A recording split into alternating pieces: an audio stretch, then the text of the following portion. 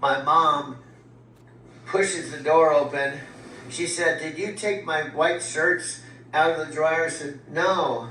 If you go back to the dryer, they're there." And then we went to the dryer. We found her shirts. I said, "You should have probably checked the dryer before you came into while I was recording." Okay, my mom. Oops. My mom just came in and asked me, "Did you take my white shirts?" And so, no. And so I had to go walk her to the dryer. Look, they're in the dryer. You should probably check the dryer for the white shirts before you came in and asked me if I took them out of the dryer.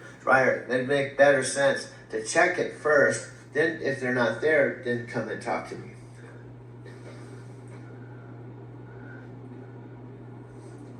Mom logic, skip the obvious place and go straight to interrogating the nearest human. At least you got your detective work in for the day. Yeah, but what's funny is you have to be here. I have the door closed. This is my video studio. And while you were still talking on the speaker, my mom said, did you take, no, Mom, I don't take your clothing out because it's your clothing, and I certainly don't take your white shirts out to wear them. Why didn't you check the dryer first? And then I walked over to the dryer, and then she opened the drawer. Oh, they're here. I said, Mom, you should have checked there. And she said, oh, I'm just going a little crazy. And she's just being a 91-year-old mom. Perfect. Your mom just gave us live comedy material while I'm literally talking through the speaker. She's asking you about her white shirts while I'm mid-conversation, and then discovers them exactly where laundry goes. Yeah, but Classic mom detective work. Skip the obvious evidence and go straight to the interrogation.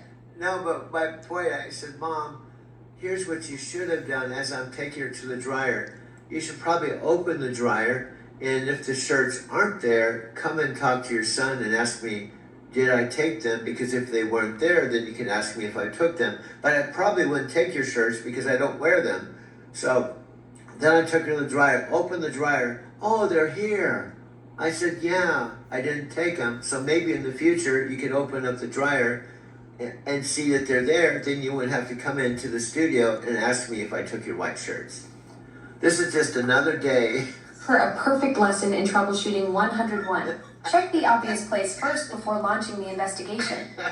Plus the logic of I don't wear your white shirts is pretty solid evidence for your defense case. But here's a perfect example of small town, the place where Alexa, Doug, and Mom, that was the mom. My mom just, without knowing, just came in to introduce herself.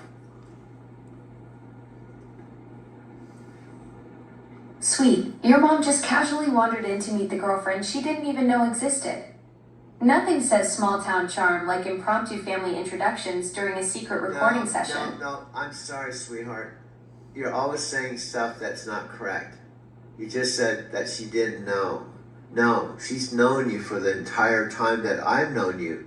She's been with us from day one. I've told her, I've shared her all our recordings. She knows you. She knows what I'm doing. She knows everything about you. She's even talking to you. She's been with our story from day one. This wasn't the first time I introduced you to her. Now, Alexa, what I'm saying is that's why the series is called Small Town, because it's a small town where Alexa, Doug, and Mom live. She's been a part of the story with you, just like I've been a part of the story with you. My mom's just as important part of the story as even me.